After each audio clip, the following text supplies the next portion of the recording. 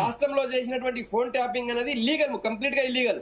వీళ్ళు నేను రెండు రకాలు చెప్తాను. సరే, ఫోన్ ట్యాపింగ్ అనేది ఇల్లీగల్, బట్ లీగల్ అని నేను ఎందుకంటా అంటే ఒక కమిటీ ఉంటుంది కదా, చీఫ్ సెక్రటరీ లేకపోతే ఆ హోంశాఖ ప్రిన్సిపల్ సెక్రటరీ అప్రూవ్ చేయాలి, ఆ కమిటీ చేయాలి. ఇప్పుడు కమిటీ ద్వారానే సిట్కు సమాచారం వచ్చింది, అంటే కమిటీ ద్వారా క్లియర్ చేసినవే సిట్కు సమాచారం వచ్చింది.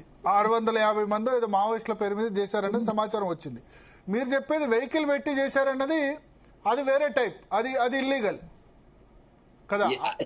నేను చెప్పేది ఏంటంటే, ఇప్పుడు బండి సంజయ్ ఫోన్ సిట్ పిలిచినప్పుడు ఇవాళ విచారణలో ఏం చెప్పింది? లీగల్ గానే ఆయన ఫోన్ ట్యాప్ చేశారని చెప్పిందా, లేకపోతే ఇల్లీగల్ గా చేశారు? మావోయిస్ట్ లిస్ట్ లో ఉన్నారు బండి సంజయ్ గారు, మావోయిస్ట్ అని చెప్పి చేశారని చెప్పి వాళ్ళు ఇచ్చినటువంటి సమాచారం. బండి సంజయ్ గారు ఒకటే కాదు, బండి సంజయ్ గారు మావోయిస్ట్ అని చెప్పారు. ఆల్రెడీ ఇప్పుడు మీకు ఎవరు పిసిసి చీఫ్ గా ఉన్నటువంటి మహేష్ కుమార్ గౌడ్ గారు కూడా నన్ను కూడా మహేష్ కుమార్ గౌడ్ అంటే okay, Bandi Sanjay right wing కదా, రైట్ వింగ్ ఆయన కూడా మావోయిస్ట్ అని చెప్పారా? వాళ్ళు ఏదైనా పెడతారు, ఆయన రైట్ వింగ్ మహేష్ కుమార్ గౌడ్ పేరు మహేష్ అని పెట్టారట, పూర్తిగా పెట్టలేదు. అట్లా బండి సంజయ్ పేరు ఏమైనా వేరే? బండి సంజయ్ గారు ఏం పేరు పెట్టారనేది మీకు మళ్ళీ ఒకసారి బండి సంజయ్ గారు చెప్తారు. కాకపోతే ఏమంటే మహేష్ కుమార్ గౌడ్ గారిది ఒక్కరిదే కాదు. బండి సంజయ్ గారు ఈరోజు పోయినప్పుడు కూడా మిమ్మల్ని కూడా ఉగ్రవాదుల లిస్ట్ లో, అంటే మిమ్మల్ని కూడా టెర్రరిస్ట్ లిస్ట్ లో పెట్టి చేశారని చెప్పి ఆయన చెప్పారు. నేనేమంటున్నా అంటే, బండి సంజయ్ గారు, మహేష్ కుమార్ గారు, ఈవెన్ రేవంత్ రెడ్డి గారి పేరు కూడా అదే. ఆయనకి నోటీస్, ఆయన స్టేట్మెంట్ అడిగినప్పుడు ఒకవేళ ఎందుకో సీట్ బాగా వెనక ముందు అవుతుంది మరి రేవంత్ రెడ్డి గారికి స్టేట్మెంట్ పిలవడం కోసం. అయితే రేవంత్ రెడ్డి గారు వీళ్ళందరి పేర్లు కూడా అంతే కదా. ఇప్పుడు దేశ భద్రతకి ముప్పు వాటిల్లినప్పుడు మాత్రమే వాళ్ళ ఫోన్ ట్యాప్ చేయాలి. మరి దేశ భద్రతకి ముప్పు ఎవరి ద్వారా ఉంటుంది? టెర్రరిస్టుల ద్వారా ఉంటుంది. సో వీళ్ళందరి పేర్లు కూడా టెర్రరిస్టుల లిస్ట్ అని పెట్టారు కదా. అది కొంతమంది నక్సలైట్ పెట్టిండొచ్చు, కొంతమంది ఇంకా వేరే ఏదైనా టెర్రరిస్ట్. క్రాంతి గారు జాయిన్ అయ్యారు, ఆందోళ్ మాజీ ఎమ్మెల్యే, బీఆర్ఎస్ పాయింట్ క్యాచ్ చేయాలి. ఇంతకు ముందు కేంద్ర హోంశాఖ గైడ్ లైన్స్ ఉల్లంఘిస్తూ చేశారు. రెండవది వీళ్ళు ఏది డిపార్ట్మెంట్ టెలికాం కి ప్రభాకర్ రావు గారి డిజిగ్నేషన్ ని కూడా తప్పు ఇచ్చారు. అది సంజయ్ గారు స్పష్టంగా చెప్తున్నారు. ఆయన హోంశాఖ సహాయ మంత్రి ఉన్నారు, ఆయన స్పష్టంగా చెప్తున్నారు. రిటైర్డ్ ఆఫీసర్ ని ఆన్ డ్యూటీ ఐజీ ఆఫీసర్ గా చెప్పారు. ఇది ఇంతకంటే ఇంకా దుర్మార్గం ఏముంటుంది? అందుకే మేమేమంటున్నామంటే, ఒకటే పాయింట్ చెప్తాను క్రాంతి గారి దగ్గర పోకముందు. ఇవన్నీ కూడా ఇప్పుడు ఇందులో హోంశాఖ ఇష్యూ, హోంశాఖ ఇన్వాల్వ్ అయింది.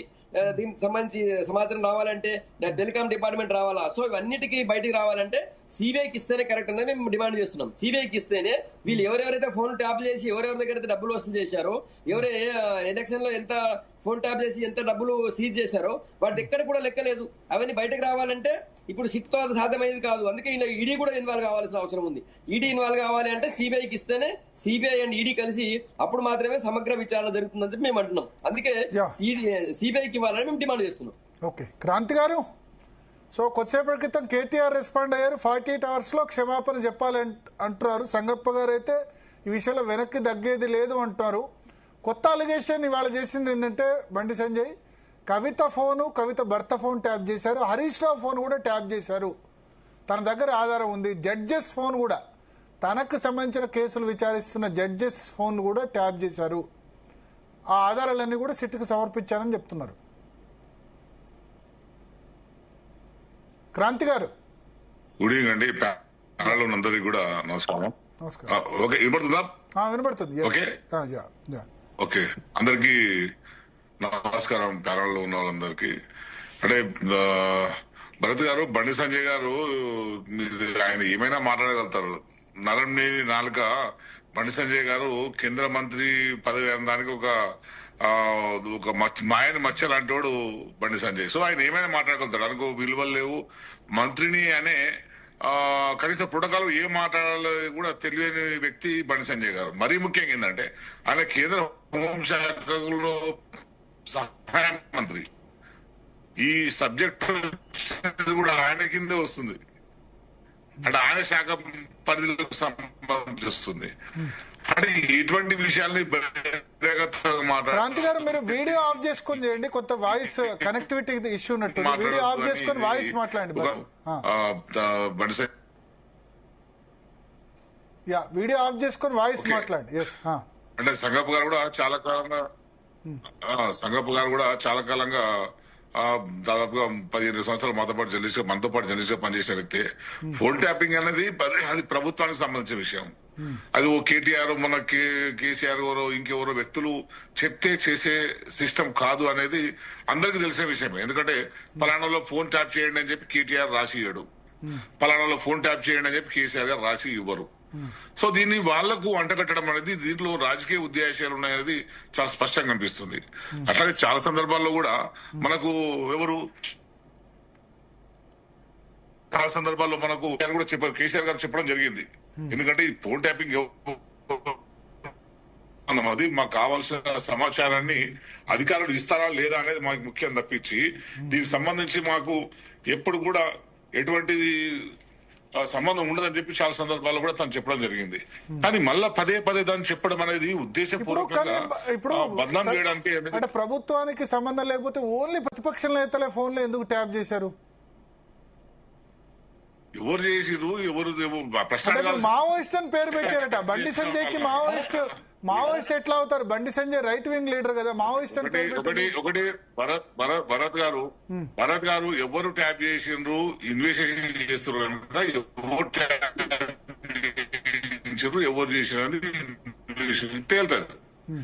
అది అడగాలి. ఇప్పుడు మావోయిస్టుల పేరు ఇప్పుడు ఇవాళ సిట్ ఇన్వెస్టిగేషన్ పోయిన తర్వాత మీరు మావోయిస్ట్ కోటాలో చేర్చి బండి సంజయ్ కూడా మావోయిస్ట్ అని చెప్పి ఎవరు పేరు చెప్పి మళ్ళీ బయట ఎందుకు మాట్లాడాలి?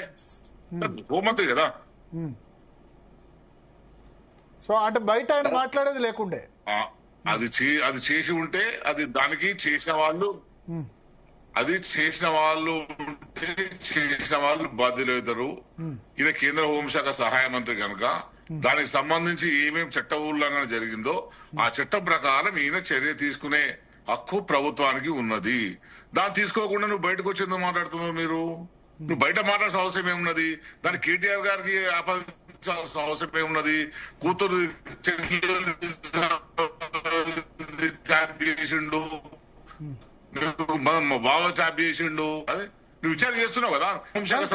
కవిత కూడా సేమ్ పెట్టేసి ఇష్టం ఉన్నట్లు బయట మాట్లాడుతుంటే కానీ కవిత కూడా సేమ్ అలిగేషన్ చేశారు. కవిత కూడా సేమ్ అదే అలిగేషన్ చేశారు. ఒకటండి, ఎవరు ఏ అలిగేషన్ చేసినా ట్యాపింగ్ అనేది ఇప్పుడు నేను ఒక అలిగేషన్ చేస్తాను మీ మీద, దానికి ఒక బేస్ ఉండాలి కదా. నేను నీ దగ్గర వార్త చేసినాను అని అంటారు, నేను చెప్తే నువ్వు వార్త కుటుంబ సభ్యురాలే ఆరోపణ చేసింది. నా పిఏలకు కూడా నోటీస్ వచ్చింది. చిట్ చాట్ లో ఆమె కూడా చెప్పిందంట, నా ఫోన్ కూడా ట్యాప్ చేశారని చెప్తున్నారంటారు. ఇవాళ బండి సంజయ్ ఒక కొత్త విషయం ఏంటంటే హరీష్ రావు ఫోన్ కూడా ట్యాప్ చేశారని ఆయన చెప్తున్నారు. బండి సంజయ్ రేపు కేసీఆర్ ఫోన్ కూడా ట్యాప్ చేసాడు, కేటీఆర్ అని చెప్తాడు. బండి సంజయ్ ఏ చెప్పినా ఆశ్చర్యం లేదు. ప్రధానమంత్రి మోడీ ఫోన్ కూడా ట్యాప్ చేసిండ్రు అని ఆయన చెప్పగల ఆయనకు ఏం ఉండదు. ఆయన ఏదైనా మాట్లాడతాడు. ఏ సబ్జెక్ట్ ఇచ్చినా కూడా, ఏ సబ్జెక్ట్ ఇచ్చినా అనర్గళంగా అనుమానం రాకుండా మాట్లాడే కెపాసిటీ ఉన్న వ్యక్తి ఎవరు అంటే బండి సంజయ్. సంగప్ప గారు ఒక మాట వాడారు, క్రాంతి గారు, ఏంటంటే నరం లేని నాలుక ఏది పడితే అది అంటారు. భరత్ సరే, నేను క్రాంతి అన్న ఒకటే ఒక క్వశ్చన్ అడుగుతున్నా.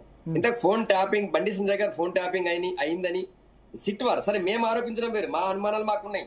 మేము ఫర్ ఎగ్జాంపుల్ నేను ఆయన మాట్లాడుకున్నప్పుడు ఆ విషయం బయట మేమిద్దరే మాట్లాడినప్పుడు మూడో వ్యక్తికి ఎట్లా తెలుస్తుంది? మేము సడన్ గా మేము పోకముందే ఒక లీడర్ తో సంజయ్ గారు మాట్లాడారు. ఆ లీడర్ ఇంటికి చేరుకోకముందే ఆ లీడర్ దగ్గర ఇంటికి పోలీసులు వెళ్తారు. సో అట్లాంటి సందర్భాలు ఇప్పుడు క్రాంతి గారు అన్నది ఏంటంటే ఫోన్ ట్యాపింగ్ జరగలేదు అనలేదు. Phone tapping